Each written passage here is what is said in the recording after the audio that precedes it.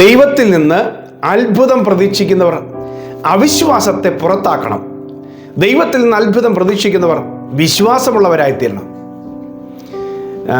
ചിലപ്പോൾ അത് നടന്നില്ലെങ്കിലോ എന്നുള്ള നമ്മുടെ സംശയത്തെ ഒരുപക്ഷെ നടന്നെങ്കിലോ എന്നുള്ള ചിന്തകളാൽ നാം തിരിക്കുന്നവരായിത്തീരണം. അപ്പം ദൈവപ്രവൃത്തി കാണാൻ ആഗ്രഹിക്കുന്നവർ അവരുടെ ചിന്താധാരകളെ, മൈൻഡ് സെറ്റപ്പിനെ ഒന്ന് ചേഞ്ച് ചെയ്യേണ്ടി വരും. നെഗറ്റീവ് എനർജികൾ, ട്രാജഡികൾ, മറ്റുള്ളവർക്കൊന്ന ദോഷങ്ങളെക്കുറിച്ചുള്ള ഓവറായിട്ടുള്ള ചിന്തകൾ, പത്രമാധ്യമങ്ങളും സോഷ്യൽ മീഡിയകളും തരുന്ന നെഗറ്റീവ് എനർജി, എല്ലാവർക്കും ഇതൊക്കെയാണ് വരാൻ പോകുന്നത്, ഇങ്ങനെയൊക്കെയാ എന്തൊക്കെ പറഞ്ഞാലും എന്നുള്ള ചിന്തകളെ മാറ്റിയിട്ട്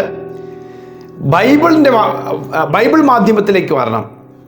ദൈവത്തിൻ്റെ വചനം, ദൈവത്തിന് ഒരു കാര്യം അസാധ്യമല്ലെന്ന് പറയുന്ന ദൈവത്തിൻ്റെ വചനം, ദൈവത്തിന് സകലതും സൃഷ്ടിക്കാൻ കഴിയും, ദൈവത്തിൻ്റെ അടുക്കൽ വിശ്വസിക്കുന്നവന് ദൈവം പ്രതിഫലം തരും എന്നിങ്ങനെയുള്ള ദൈവിക പദ്ധതി, ദൈവികമായ വിടുതലിനെ കുറിച്ച് ഉള്ള നല്ല ചിന്തകളിലേക്ക് നാം കടന്നു വരണം. ഇന്നത്തെ ശാലോം സന്ദേശത്തിൽ ദൈവം നിങ്ങൾക്ക് നൽകി തരാൻ ആഗ്രഹിക്കുന്ന ഒരു ദൈവിക ദൂതെന്ന് പറയുന്നത്, നിങ്ങൾ അത്ഭുതം കാണേണ്ടവരാണ്, നിങ്ങൾ അമാനുഷികമായ ദൈവപ്രവൃത്തി അനുഭവിക്കേണ്ടവരാണ്, നിങ്ങൾ ദൈവത്തിൻ്റെ സ്പെഷ്യലായിട്ടുള്ള, നിങ്ങളെക്കുറിച്ചുള്ള ദൈവികമായ സ്പെഷ്യൽ വാഗ്ദത്തങ്ങൾ പ്രാപിക്കേണ്ടവരായതുകൊണ്ട് അവിശ്വാസങ്ങളെ പുറത്താക്കി കളയുക. ഹല്ലേലൂയ. അപ്പം ചില കാര്യങ്ങളെ നമ്മുടെ മനസ്സിൽ നിന്ന് തന്നെ എടുത്തു കളഞ്ഞാൽ മാത്രമേ വിശ്വാസം നമ്മൾ ജനറേറ്റ് ചെയ്തുള്ളൂ. വെറുതെ വിശ്വാസം വരത്തില്ല. ദൈവത്തിൻ്റെ വചനം ഈ വിശ്വാസം വരുന്നതിനെക്കുറിച്ച് റോമാലേഖനം 10-ാം അധ്യായത്തിൽ എഴുതിയിരിക്കുന്നത്, ആകെ വിശ്വാസം കേൾവിയാലും കേൾവി ക്രിസ്തുവിൻ്റെ വചനത്താലും വരുന്നു. ഈ വചനം കേൾക്കുമ്പോൾ മാത്രമേ നമുക്ക് വിശ്വാസം വരികയുള്ളൂ. മനുഷ്യൻ്റെ വാക്കുകൾ കേൾക്കുമ്പോൾ നമ്മുടെ വിശ്വാസം പോകും.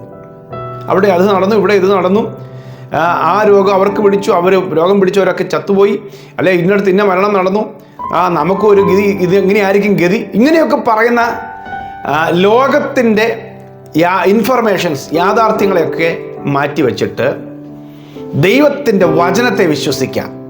യേശു പറഞ്ഞില്ലേ, സ്ത്രീയെ എൻ്റെ വാക്ക് വിശ്വസിക്കുക എന്ന് പറഞ്ഞതുപോലെ കർത്താവിൻ്റെ വാക്ക് വിശ്വസിക്കുക. ഹല്ലേലൂയ. മർക്കോസ് എഴുതിയ സുവിശേഷം 5-ാം അധ്യായത്തിൽ യായിറോസിൻ്റെ വീട്ടിലേക്ക് യേശു പോകുന്ന വഴിയിൽ യായിറോസിൻ്റെ വീട്ടിൽ നിന്ന് ഒരു ദുഃഖവാർത്തയുമായിട്ട് കുറേ ആളുകൾ യേശുവിനെയും യായിറോസിനെയും എതിരേറ്റു.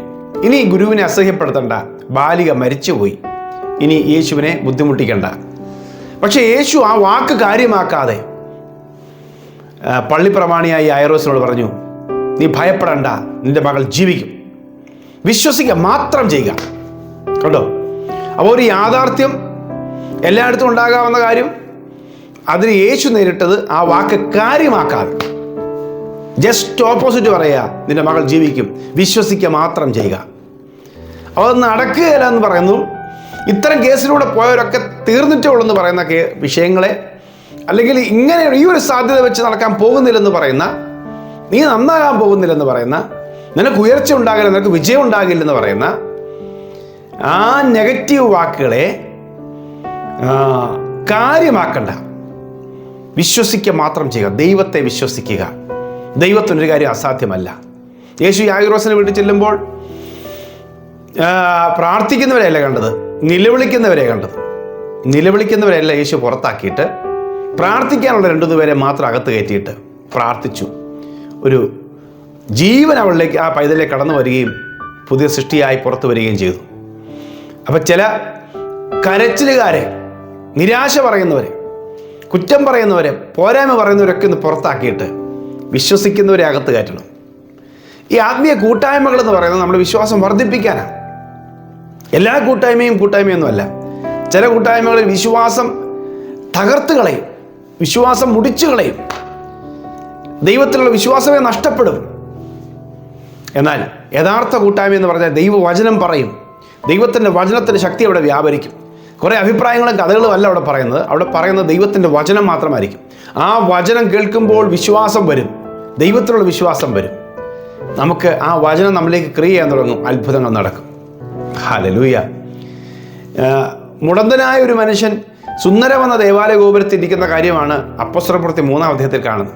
ആദ്യത്തെ ഭാഗം പത്രോസും യോഹന്നാനും കൂടെ കൈ നീട്ടുകയാണ്. വിശ്വാസമുണ്ടോ? എഴുന്നേൽക്കെന്ന് പറഞ്ഞ് കൈ നീട്ടിയപ്പോൾ ആ മുടന്തനായ മനുഷ്യൻ കൈ നീട്ടിക്കൊടുത്തു. ആ കൈ നീട്ടി പിടിച്ചു.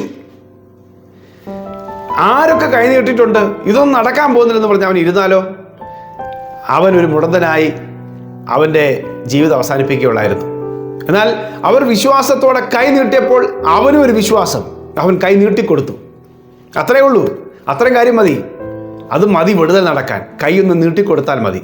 ഒരാൾ കൈ നീട്ടുമ്പോൾ എന്ന് പറഞ്ഞാൽ ഒരു വചനം പറയുമ്പോൾ ഒന്ന് വിശ്വസിച്ച് ആമേൻ പറയാൻ തയ്യാറായാൽ മതി, ഒന്ന് കൈ ഉയർത്താൻ തയ്യാറായാൽ മതി. വിശ്വാസത്തിൻ്റെ ഒരു പ്രവൃത്തി നമ്മിലുണ്ടായിരിക്കണം. അവിശ്വാസത്തിൻ്റെ കാര്യങ്ങളെ നമ്മൾ പുറത്താക്കുകയും ചെയ്യണം, വിശ്വാസത്തിൻ്റെ കാര്യങ്ങൾ നമ്മൾ ഫോളോ ചെയ്യുകയും ചെയ്യണം. ഹല്ലേലൂയ. അപ്പോൾ അവിശ്വാസത്തിൻ്റെ കാര്യങ്ങളെ മാറ്റി. ഇനി കാനായിലെ കല്യാണ ഭവനത്തിലേക്ക് യേശു ചെല്ലുമ്പോൾ വീഞ്ഞില്ല, വീഞ്ഞ് തീർന്നുപോയി. ഇനി ഇങ്ങനെയുള്ളൊരു വീട്ടിൽ 4 പേര് കൂടുമ്പോൾ പല കുറ്റങ്ങളും പറഞ്ഞ് അവിടെ നിന്ന് തിരിച്ചു പോകാറേ ഉള്ളൂ. പക്ഷേ യേശു പറഞ്ഞ വാക്ക്, ഈ കൽപ്പാത്രങ്ങളിൽ വെള്ളം നിറയ്ക്കുവേ. വിശ്വാസത്തിൻ്റെ ഒരു വാക്ക് അങ്ങോട്ട് പറഞ്ഞ് ആ വാക്ക് വിശ്വാസത്തോടെ ഏറ്റെടുത്തു. കൽപ്പാത്രങ്ങളിൽ വെള്ളം നിറയ്ക്കാൻ ആരും തയ്യാറാകുകയില്ല. പക്ഷേ അതൊന്ന് ചെയ്യാനായി ചെറിയൊരു മനസ്സ് കാണിച്ചപ്പോൾ ആ ഭവനത്തിനെ നിന്ന ദൈവം മാറ്റിക്കൊടുത്തു. ഞാൻ അധികം വിശ്വസിക്കുന്നത് ആ വെള്ളം നിറയ്ക്കാൻ തയ്യാറായ മനുഷ്യരെയാണ്. വെള്ളം നിറയ്ക്കാൻ തയ്യാറായ മനുഷ്യർ, അവർക്കാണ് വിശ്വാസം ഉണ്ടായത്. കൽപ്പാത്രങ്ങളിൽ വെള്ളം നിറയ്ക്കാൻ യേശു അല്ലെങ്കിൽ വെളിയിൽ നിന്നൊരാൾ എന്ന് പറയുമ്പോൾ അത് യേശുവിൻ്റെ അമ്മയായ മറിയ പറഞ്ഞല്ലോ, അവൻ എന്തെങ്കിലും പറഞ്ഞാൽ അത് ചെയ്യുമെന്ന് പറഞ്ഞില്ലേ? അതൊരു വിശ്വാസത്തോടെ ഏറ്റെടുക്കുക. അവൻ പറഞ്ഞാൽ നടക്കും. അവിടെ അത്ഭുതം നടന്നു. അപ്പോൾ വിശ്വാസം എന്ന് പറയുമ്പോൾ തന്നെ അതിനൊരു ആക്ഷനുണ്ട്, സ്റ്റെപ്പ് വെക്കലുണ്ട്. അതൊരു അത്ഭുതം കൊണ്ടുവരുന്നതാണ്. ബർത്തിമായെ വിളിച്ചു. കുരുടനായ മനുഷ്യനാ. മാർക്കോസ് എഴുതിയ സുവിശേഷം 10-ാം അധ്യായം 45 മുതലുള്ള വാക്യങ്ങളെ കാണുന്നു. ബർത്തിമായി കുരുടനാണ്. അവനെ യേശു നിന്നിട്ട് വിളിക്കുക. വിളിച്ചപ്പോൾ പുതപ്പെല്ലാം ഇട്ട് കളഞ്ഞിട്ടാണ് ബർത്തിമായി ചാടി എഴുന്നേറ്റ് വരുന്നത്. ഹല്ലേലൂയ. കർത്താവ് ചോദിക്കുക, ഞാൻ നിനക്ക് വേണ്ടി എന്ത് ചെയ്തു തരണം? അവൻ ഏറ്റവും വലിയ പ്രശ്നം അവൻ അവതരിപ്പിച്ചു. അവന് കാഴ്ച ലഭിക്കണം. കർത്താവ് കാഴ്ച കൊടുത്തു. ആമേൻ. വിശ്വാസത്തിൻ്റെ ഒരു പ്രവൃത്തി. വിശ്വാസം കർത്താവിൻ്റെ അടുക്കിലേക്ക് വരുമ്പോൾ എൻ്റെ അവിശ്വാസങ്ങളെല്ലാം പുറത്താക്കി കളയണം. അവിശ്വാസത്തിൻ്റെ പുടവകളെ, അവിശ്വാസത്തിൻ്റെ പുതപ്പിനെ പുറത്താക്കിയിട്ട് ഇനി എനിക്കിതിൻ്റെ ആവശ്യമില്ല, പുതപ്പ് ഇട്ടും കളഞ്ഞിട്ട് അവൻ എഴുന്നേറ്റു. ഞാൻ എഴുന്നേറ്റത് ദാവീദ് പുത്രൻ്റെ അടുക്കിലേക്കാണ് പോകുന്നത്, അവൻ എനിക്ക് വിടുതൽ തരും. ഹല്ലേലൂയ. ലാസറിൻ്റെ കല്ലറയ്ക്ക് എത്തിയിട്ട് യേശു പറയുകയാണ്, വിശ്വസിച്ചാൽ ദൈവത്തിൻ്റെ മഹത്വം കാണും. ഈ കല്ല് നീക്കുക. പല തടസ്സങ്ങളുണ്ട് കല്ല് നീക്കാൻ. പക്ഷേ കല്ല് നീക്കിയപ്പോൾ ലാസർ പുറത്തു വന്നു. അതിന് കാരണം ദൈവം പറയുന്ന കാര്യം വിശ്വസിക്കാൻ തയ്യാർ. കർത്താവ് യേശു പറഞ്ഞില്ലേ, വിശ്വസിച്ചാൽ നീ ദൈവത്തിൻ്റെ മഹത്വം കാണുമെന്ന് ഞാൻ നിന്നോട് പറഞ്ഞില്ലയോ? മാർത്തയോട് പറയുക യേശു. യോഹന്നാൻ്റെ സുവിശേഷം 11-ാം അധ്യായത്തിലെ വിഷയമാണ്. അപ്പോൾ വിശ്വാസം പ്രവൃത്തിയിൽ കാണിക്കുമ്പോൾ അവിശ്വാസങ്ങളെ നമ്മൾ പുറത്താക്കണം. ദൈവത്തിന് ഇഷ്ടമില്ലാത്ത കാര്യങ്ങളെ, ദൈവഹിതമല്ലാത്തതിനെയൊക്കെ, സംശയ വിചാരങ്ങളെല്ലാം പുറത്താക്കിയിട്ട് ദൈവത്തിൻ്റെ അത്ഭുതങ്ങളെ കാണണം. ദൈവത്തിൻ്റെ അത്ഭുതങ്ങളെ കാണുവാൻ അവിശ്വാസങ്ങളെ പുറത്താക്കി ദൈവം പറയുന്നത് വിശ്വസിക്കണം. ഹല്ലേലൂയ. ആമേൻ. ഒരു കണ്ണ് കാണാത്തൊരു മനുഷ്യനെ യേശു തുപ്പൽ കൊണ്ട് ചേറുണ്ടാക്കി കണ്ണിൽ പൂശിയിട്ട് പറഞ്ഞു, നീ ശിലോഹാം കുളത്തിൽ പോവുക. അവൻ പറയാം, ഞാൻ അന്ധനാ, എനിക്ക് പോകാൻ പറ്റുക എന്നുള്ള കാര്യം നിനക്ക് അറിയത്തില്ലെന്ന് ചോദിച്ചാലോ? അവൻ സൗഖ്യമാകില്ല. പക്ഷെ അവൻ പോയി. എങ്ങനെ പോയി എന്നുള്ള വിഷയമല്ല, പക്ഷേ അവനോട് പറഞ്ഞത് അവൻ ചെയ്യുകയാണ്. സാഹചര്യം തടസ്സമല്ല, അന്ധനാന്നുള്ളത് വിഷയമല്ല. അവൻ്റെ പ്രശ്നം വെച്ചാണ് അവൻ തടയുന്നത്. പക്ഷെ ആ തടസ്സത്തെ പൊട്ടിച്ച് അവൻ പുറത്തു വന്നു, കാഴ്ചയുള്ളവനായി പുറത്തു വന്നു. 10 കുഷ്ഠരോഗികൾ യേശുവിൻ്റെ അടുക്കൽ വരിക, സൗഖ്യമാകണം. യേശു പറഞ്ഞു, ഇതാ നിങ്ങൾ സൗഖ്യമാകട്ടെ എന്നല്ല പറഞ്ഞത്, നിങ്ങൾ പോയി പുരോഹിതന് നിങ്ങളെ തന്നെ കാണിക്കുക. ആ പോകാൻ പറഞ്ഞപ്പോൾ പുരോഹിതനെ കാണിക്കാൻ പറഞ്ഞാൽ സൗഖ്യമായവരാ കാണിക്കേണ്ടത്, കുഷ്ഠരോഗികളല്ലേ. ആ കുഷ്ഠരോഗികളെ സംബന്ധിച്ച് 10 കുഷ്ഠരോഗികളാണ്.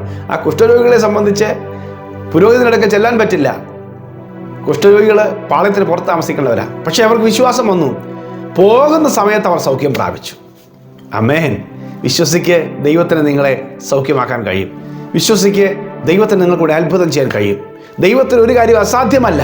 വിശ്വസിക്ക്. മറിയ ഗബ്രിയേൽ മാലാഖയോട് ചോദിച്ചു, പുരുഷനെ അറിയായിക ഇതെങ്ങനെ സംഭവിക്കും? എൻ്റെ ഉദരത്തിൽ എങ്ങനെ ശിശു ഉണ്ടാകും? ഒരു കുഞ്ഞുണ്ടാകും, ദൈവപുത്രൻ ജനിക്കും? മറുപടി, ദൈവത്തിന് ഒരു കാര്യം അസാധ്യമല്ലല്ലോ. ആ വാക്ക് കേട്ടപ്പോൾ അവൾ പറഞ്ഞു, അങ്ങനെയൊക്കെ നിങ്ങൾക്ക് പറയാം എന്നല്ല പറഞ്ഞത്. ഇതാ ഞാൻ കർത്താവിൻ്റെ ദാസി, നിന്റെ വാക്ക് പോലെ എനിക്ക് ഭവിക്കട്ടെ. വിശ്വസിക്ക്. ദൈവത്തിന് നമ്മുടെ വിശ്വാസത്താൽ തന്നെ, ദൈവത്തിൻ്റെ വാക്കുകൾ വിശ്വസിക്കുമ്പോൾ തന്നെ അത്ഭുതങ്ങളെ സൃഷ്ടിക്കാൻ ദൈവത്തിന് കഴിയും. ഹല്ലേലൂയ. ദൈവത്തിന് ഒരു കാര്യവും അസാധ്യമല്ല. ദൈവത്തിന് ഒരു കാര്യവും അസാധ്യമല്ല. ഇന്ന് വിശ്വസിക്ക്. ദൈവം നിങ്ങൾക്ക് വേണ്ടി ചില അത്ഭുതങ്ങളെ ചെയ്യാൻ പോകുകയാണ്. ദൈവത്തിൽ വിശ്വാസമുള്ളവരായിരിക്കും. അശുദ്ധാത്മാവ് ബാധിച്ച ഒരു പൈതലുമായിട്ട് ഒരു അപ്പൻ യേശുവിൻ്റെ അടുക്കിലേക്ക് വരികയാണ്. അവൻ ഒരുപാട് ശ്രമം നടത്തി, ശിഷ്യന്മാരോട് പറഞ്ഞിട്ട് അവർ സൗഖ്യമായില്ല. ഒടുവിൽ യേശുവിൻ്റെ അടുക്കൽ വരുമ്പോൾ അവൻ പറയുകയാണ്, നിന്നാൽ വല്ലതും കഴിയുമെങ്കിൽ എൻ്റെ മകനെ സൗഖ്യമാക്കുക. യേശു പറഞ്ഞില്ല, വിശ്വസിക്കുന്നവന് സകലതും കഴിയും. എനിക്ക് കഴിയുമെന്നല്ല പറഞ്ഞത്, വിശ്വസിക്കുന്ന ആരെല്ലാം ഉണ്ടോ അവർക്കെല്ലാം സകലതും കഴിയും. ഏതെങ്കിലും ഒരു കാര്യമൊന്നുമല്ല, സകലതും കഴിയും. അത് നമുക്കുള്ള ദൂത. മർക്കോസ് 9:19 എഴുതിയിരിക്കുന്നത്, അവൻ അവരോട്, അവിശ്വാസമുള്ള തലമുറ എത്രത്തോളം ഞാൻ നിങ്ങളോട് കൂടെ ഇരിക്കും, എത്രത്തോളം നിങ്ങളെ പൊറുക്കും. അവിശ്വാസമുള്ള ഹൃദയങ്ങളെ മാറ്റിക്കളയുക. വിശ്വസിക്കുക, ദൈവത്തിന് കഴിയും, സകലതും കഴിയും. നിങ്ങൾക്ക് വേണ്ടി പ്രവർത്തിക്കാൻ ദൈവത്തിന് കഴിയും. ഒരു പ്രതീക്ഷയില്ല, ഒരിടത്തും ഒരു വഴിയില്ല, ആർക്കും സഹായിക്കാൻ പറ്റില്ല, എല്ലാം ശൂന്യമായിപ്പോയി. അവിടെയും ദൈവത്തിന് പ്രവർത്തിക്കാൻ വഴികളുണ്ട്. ആമേൻ. അവിശ്വാസത്തെ പുറത്താക്കുക, ദൈവം സകലതും നന്നായി ചെയ്യും. പ്രിയ കർത്താവേ, ഈ സന്ദേശം കേട്ട് യേശുവിൽ വിശ്വസിക്കുന്ന ഈ മക്കളിൽ വിശ്വാസം വ്യാപരിച്ച്, ദൈവശക്തിയായി വ്യാപരിച്ച് ഒരു അത്ഭുതം നടത്തേണ്ടതിനായി പ്രാർത്ഥിക്കുന്നു. ഈ വചനം കേൾക്കുന്ന കുടുംബങ്ങളിൽ ശൂന്യതകളുടെ നടുവിലും ദൈവത്തിൻ്റെ അത്ഭുത പ്രവൃത്തികൾ വരട്ടെ. പുതിയ വഴികൾ തുറക്കട്ടെ, നന്മകൾ ഉണ്ടാകട്ടെ, തലമുറകൾ ഉണ്ടാകട്ടെ.